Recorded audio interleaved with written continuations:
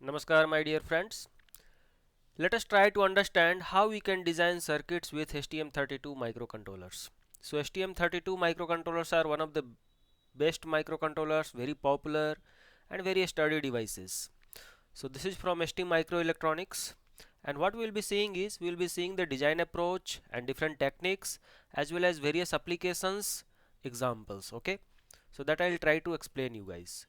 And the target device for this particular session will be STM32L053R8. Okay, so as you can see, if you go to the product page, the part number as I mentioned you is STM32L053R8, and once we see on the product link page, we have ultra low power ARM Cortex M0 plus. Okay, so this is ultra low power series with M0 plus core, and it has 64 kilobytes of flash memory, and the frequency is up to 32 megahertz. So this is very good, microcontroller for general applications of our industrial as well as appliances.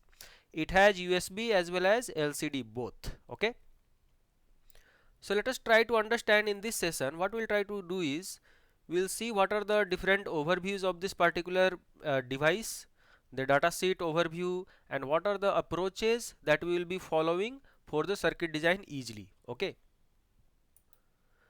so very first thing that we have to understand is what is the features and what are the different capabilities of this particular microcontroller that is there. So that is the first thing that we should approach.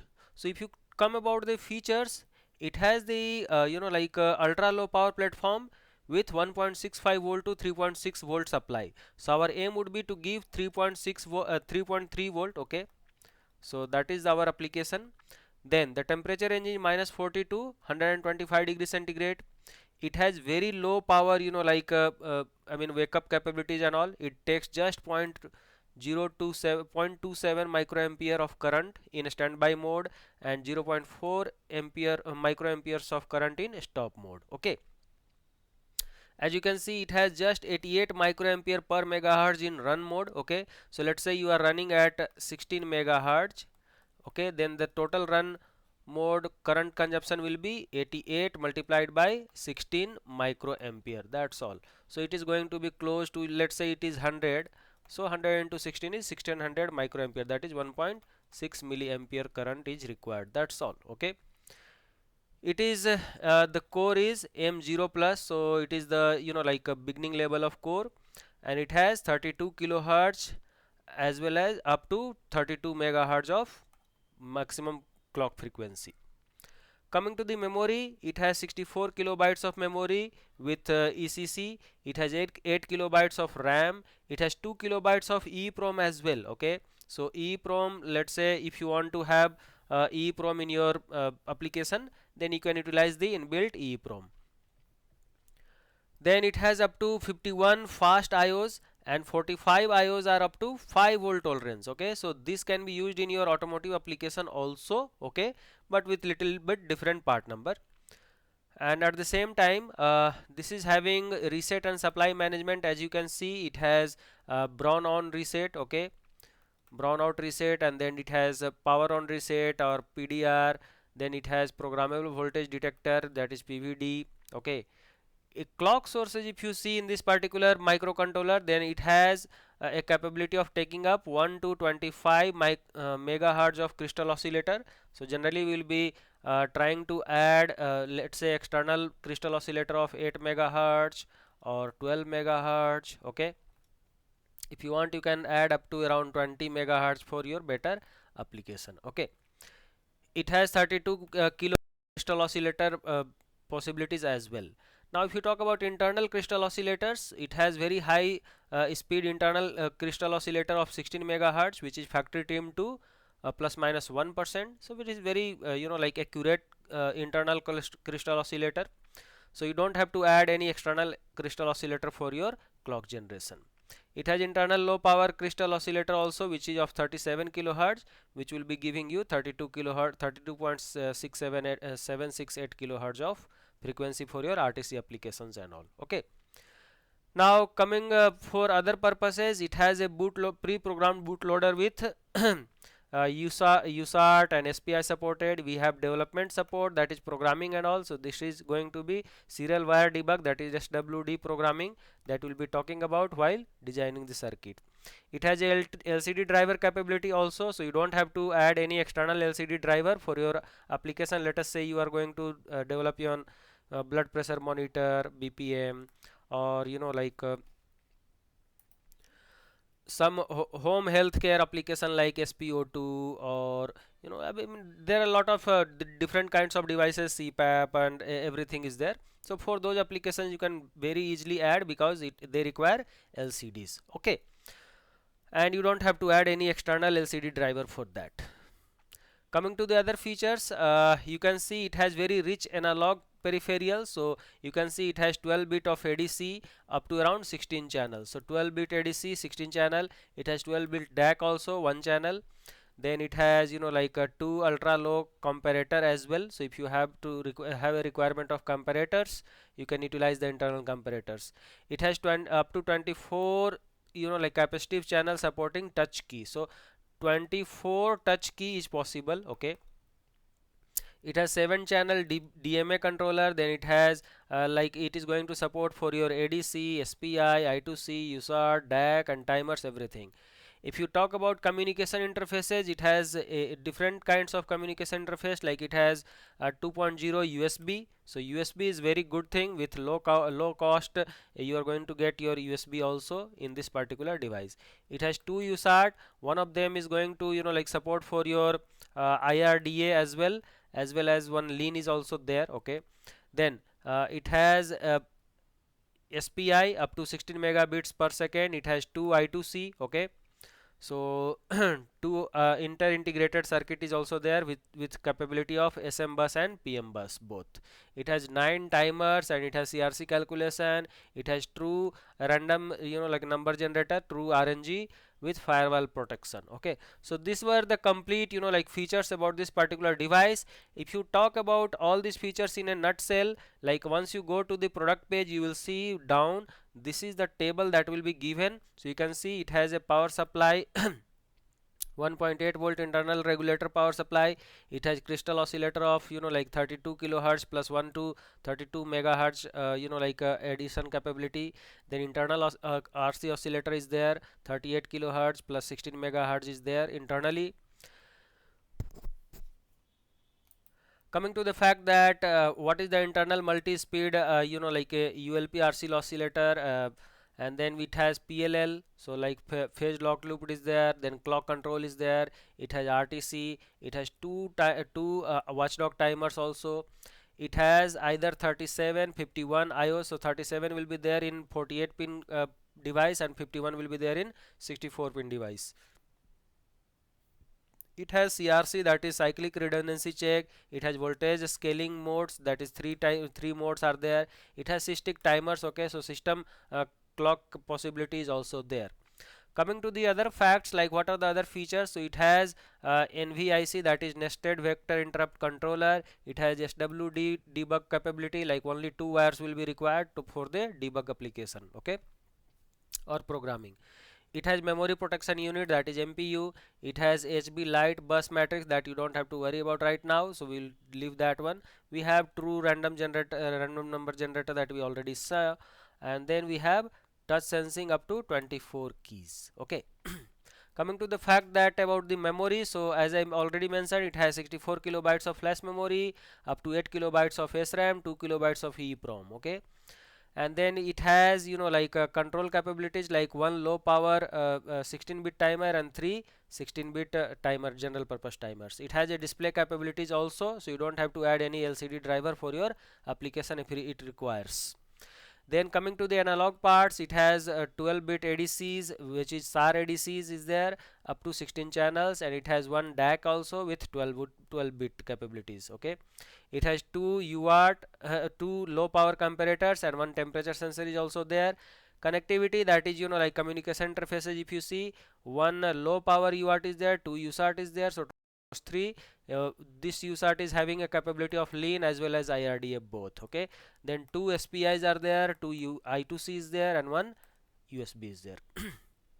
So as you can see, The ST microelectronics data sheet or the documentation gives you complete idea, complete picture of the features of the particular device once you go to their product page. Okay, and if we see potential applications, what we have developed in for our clients tool is like we have developed for motor control, which has been used in our power tools as well as e-bikes with this particular device. We have utilized this particular device in our smart lighting application also, that is LED driver. So in LED driver we have already utilized, and then SMPS design also we have used this particular microcontroller. In SMPS design we have tried using a little bit lower pin count device. So these were the potential applications that we have utilized. Once you talk about the development board, so STM microelectronics actually gives you a capability of nucleo boards. Various nucleo boards are available with this particular manufacturer. So this particular manufacturer is going to give you an STM board which looks like this, with a better capability of evaluating your microcontroller with all the LEDs connected, push button connected, and all the IOs will be coming out with the various connectors. Okay, with this what we'll do is we'll directly dive into the device capabilities and device pin configuration and everything. So in that case what we'll do is we'll try to understand what is the pin out. So as you can see, we are going to talk about 64 pin device, which is our target device. So as you can see, it has been arranged in 1 to 16 pin 16 pin, then 17 to 32, like that up to 64 pins, and it has various VDD pin and VSS pins. So you can see one pair is here, then one more pair is almost here, like VDD and VSS, then VDD VSS is here also, and here also is there, which is going to be used for your analog applications.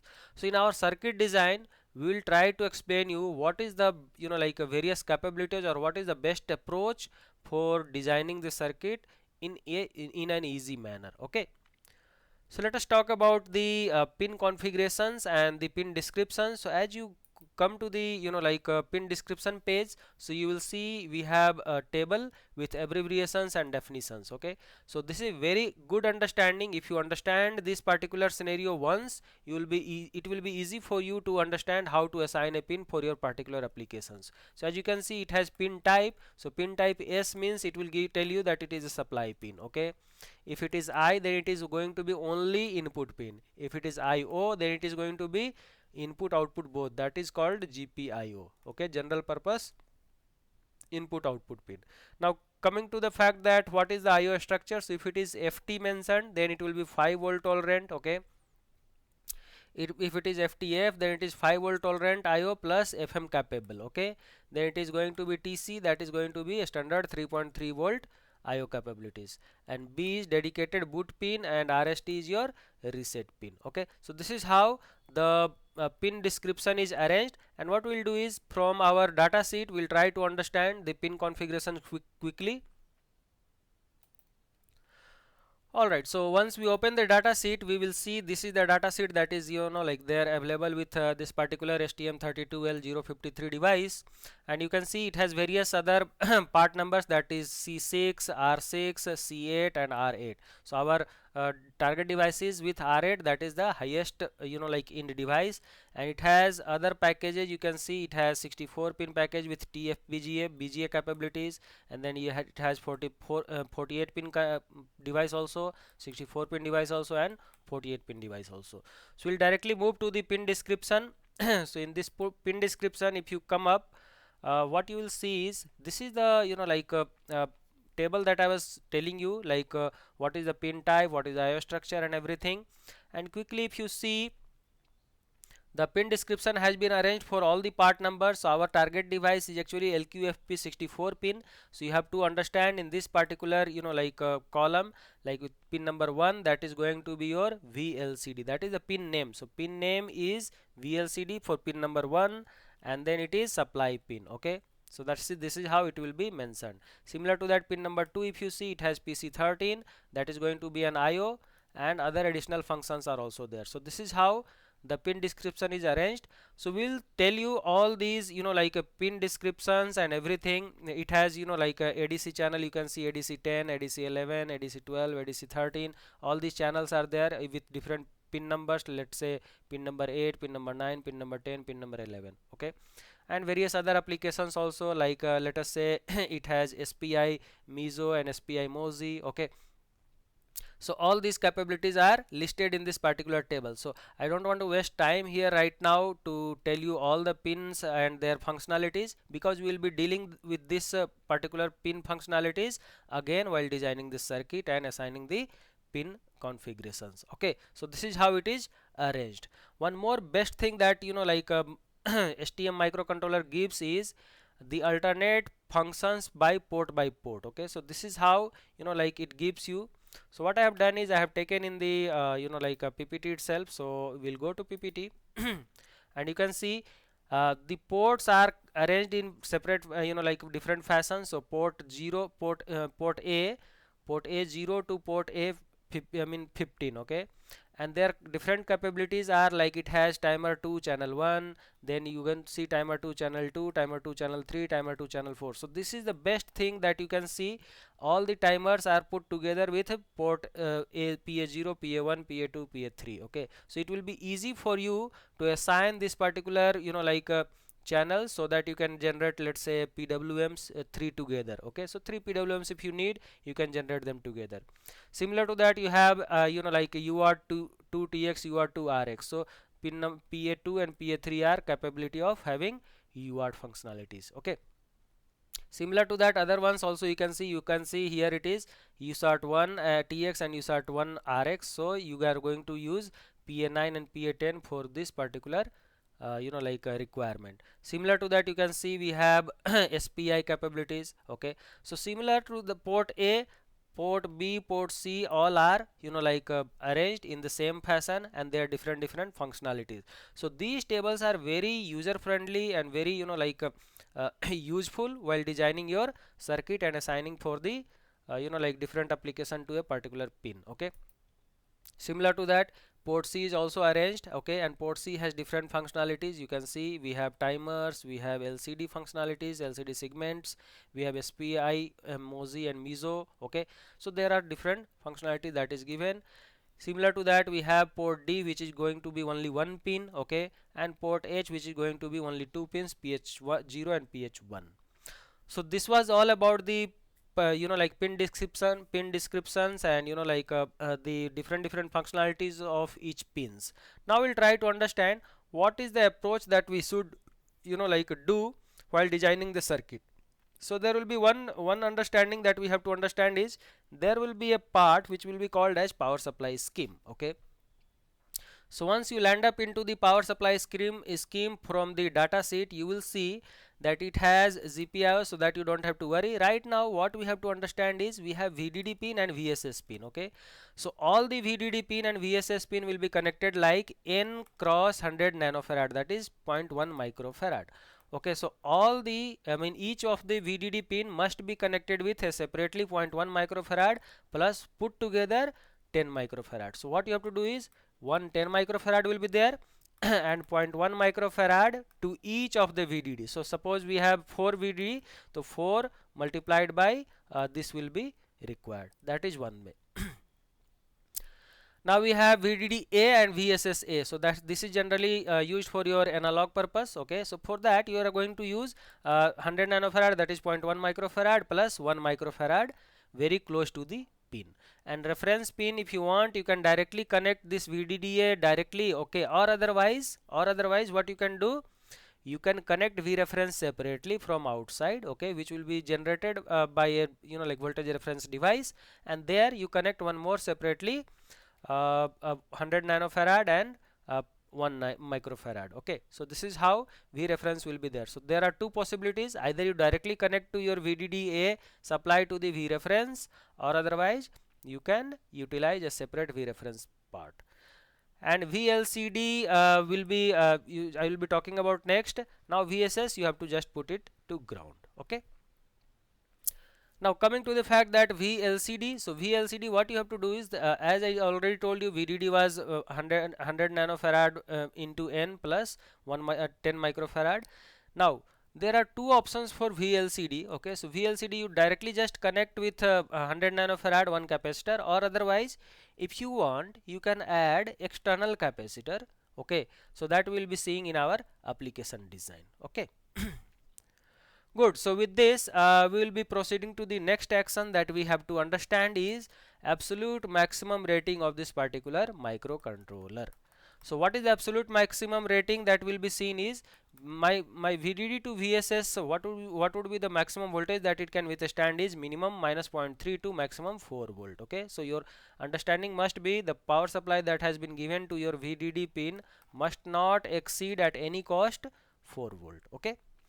Input voltage on each of these pins will be, let's say we have FT pin and FTF pin, so VDD plus 4 volt. It means they have a capability of 5 volt capability, so 5 volt, VDD is, let's say, 3.3 volts, so VDD plus 4, that is 3 plus 4, that is 7.3 volt capability is there. Okay, so this is how it is going to act. Similar to that, other functionalities are there. Total VDDA minus VDDX will be 300 millivolt. So that and all you don't have to worry. I was just going to talk about VDD and VIN pin. Next we have current characteristics. So this is very important while selecting your linear regulators for your particular application or power supply requirement.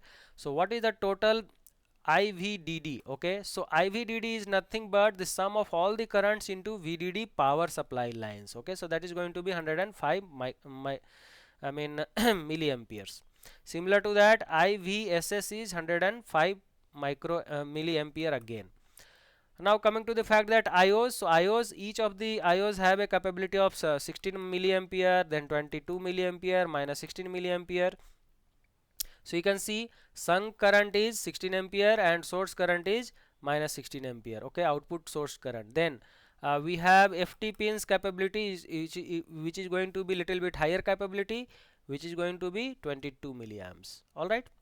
Then sum of all the IOs pin current will be 90 milliamperes. Okay, or minus 90 milliampere, which will be sourced. So sunk and source both are there. So this current characteristics actually becomes very important while designing your circuit, and what would be the required power dissipation across your particular device. Okay, coming to the fact that general operating conditions, so general operating condition is very important. Okay, so the internal HB clock frequency you can see up to 32 megahertz. So as I already mentioned, the frequency of this particular device is up to 32 megahertz, and we have VDD supply pin which is going to be taking maximum 3.6 volts. So our application would be based on 3.3 volt capabilities, so there is no need to worry about. Okay, we have VDDA, we have VDDA all features, and DAC not used. Okay, so as you can see, both are up to 3.6 volts, so we will be using 3.3 volt definitely. Okay, we have VDD USB, so we will be giving this also like 3.3 volt. Okay, then input pin of all these pins, so you can see FT pins are having almost 5 volt capabilities. Okay, so this is how it is going to be used. Other operating conditions are power dissipation. So power dissipation, you can see our device is LQFP64 pin. So LQFP64 pin, the power dissipation capability is 444 milliwatts, so close to half a watt it is there. Okay, so that you have to make sure that your device power dissipation must not exceed 444 milliwatt. We have the temperature range. So temperature range we have 6, 7 and 3. Okay, so 6 is minus 40 to 85 degree centigrade, then 7 is minus 40 to 105 degree centigrade, and 3 is going to be extended temperature range, which is going to be minus 40 to 125 degree centigrade. So we will be taking up this one 6, which will be a bit lower cost, as well as it is very easily available in abundance amount in the market. Okay. Good. Some of the general applications of this particular microcontroller circuits will be generally these all are given in the data sheet itself. So these are the particular sections that you have to look into how my NRST pin should be connected. That is, reset circuit should be connected. So as you can see, reset is having internal pull up. Okay, and you have to just connect your switch with 1.1 microfarad capacitor across the switch. Okay, so you can just connect this switch, and whenever you press it, it will get resetted. Okay, so there is no need to pull up externally, but for safety reason, or for understanding purpose, what you can do is always keep a external pull up resistor with, let's say, 10 kilo ohm or something, that I'll tell you while designing the circuit. So this is always safer side, so that you don't forget to put it. So this is how we'll be having NRST connection. One more connection that is always there is any ADC pin that is there to the microcontroller, which will be going to check for your ADC of any analog voltage. Okay, so let us say we have VA in, that is going to be measured. So you will be always putting one RA in and C parasitic, that will be there available by default. But what you can do is you can always choose a particular resistor and particular capacitor for this application, so that you can generate one very nice low power filter. And before that, you are already going to design a circuit with buffers and all these things that will be discussed while designing this circuit. And you can see internally it has been ESD protected, so that you don't have to worry about. Now the very important thing, that is going to be the part number allocation. So part number allocation, what you can do is you can find out this particular ordering information from your data sheet, and you can generate your desired part number for your microcontroller. So what we will do is we'll try to find out what is my microcontroller part number. So I'll just write down for you STM32. So STM32. Then next one is L, that is low power. Then it is 053, that is going to be the device subfamily. Okay, so 053. So this is the part number. Next I am going to generate in the next row. So R is 64 pin and C is 48 and 49 pins. So I am going to take 64 pin. Then this is going to be 8 means 64 kilobytes of memory, and 6 means 32 kilobytes of memory. So I am going to take R8, that is 64 kilobytes of memory.